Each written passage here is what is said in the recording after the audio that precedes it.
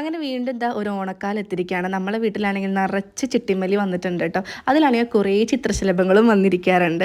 ഉത്രാടത്തലേന്നാണെന്ന് അപ്പോൾ അറിയാലോ, ഉത്രാടപ്പാച്ചിൽ എന്തായാലും ഉണ്ടായിരിക്കും. അച്ചാച്ചനും മോളും കൂടെ പറമ്പും കാടും മേടും ഒക്കെ പോയിട്ട് ഇതേ തുമ്പപ്പൂ പൊട്ടിച്ചുകൊണ്ടിരിക്കുകയാണ്. പാറുവിന് ഭയങ്കര ഇഷ്ടമാണ് കേട്ടോ ഇതൊക്കെ ചെയ്യാൻ വേണ്ടിയിട്ട്. നിഖിലും അച്ഛനും ഏട്ടനും കൂടെ നമ്മുടെ കളം മെഴുകേണ്ട കാര്യങ്ങളൊക്കെ നോക്കിക്കൊണ്ടിരിക്കുകയാണ് കേട്ടോ. വൈകുന്നേരം ആയപ്പോൾ അമ്മ നാളേക്ക് വേണ്ടിയിട്ടുള്ള എല്ലാ സാധനങ്ങളും അരിഞ്ഞ് വെച്ചുകൊണ്ടിരിക്കുകയാണ്. എല്ലാ പച്ചക്കറികളതും ഇന്ന് തന്നെ അമ്മ സെറ്റാക്കി വെക്കാറുണ്ട്. മാത്രമല്ല മെയിനായിട്ട് നമുക്ക് നമ്മുടെ കാക്കിരിപ്പിനെ എണീച്ചൊരുക്കണ്ടേ, അതിന് വേണ്ടിയിട്ടുള്ള എല്ലാ കാര്യങ്ങളും അമ്മ സെറ്റാക്കി തന്നിട്ട് നമ്മുടെ കയ്യിൽ. പിന്നെ പിറ്റേ ദിവസം നമുക്ക് 3 മണിക്ക് വെളുപ്പിന് എണീക്കണം. ഇവിടെയൊക്കെ 3 മണിക്കാണ് നമ്മൾ ഓണം കൊള്ളുന്നത്. എല്ലാവിധ കാര്യങ്ങളും അറേഞ്ച് ചെയ്ത് വെച്ചിട്ടുണ്ടായിരുന്നു. ഞാനും നിഖിലും കൂടിയിട്ടാണ് കാക്കിരിപ്പിനെ എണീക്കാനായിട്ട് നിന്നത് കേട്ടോ.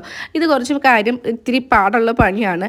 ആർക്കൊക്കെയാണ് കാക്കിരിപ്പിനെ നല്ല സൂപ്പറായിട്ട് ഡെക്കറേറ്റ് ചെയ്യാൻ അറിയുന്ന ആൾ. ഞാനിങ്ങനെ ചെയ്തു തന്നപ്പോൾ പെട്ടെന്ന് തന്നെ ഫ്ലോപ്പായി പോയിട്ടോ. കണ്ടോ, ആകെ ഫ്ലോപ്പായി പോയി. പക്ഷേ കുറച്ച് നേരം ഇരുന്നിട്ടാണെങ്കിൽ നമ്മൾ നല്ല അടിപൊളിയായിട്ട് ചെയ്തായിരുന്നു കേട്ടോ. അതങ്ങനെ ഓണൊക്കെ കൂട്ടിയായിരുന്നു. അപ്പോൾ നമ്മുടെ ഓണം വ്ളോഗ് വീണ്ടും വരും കേട്ടോ.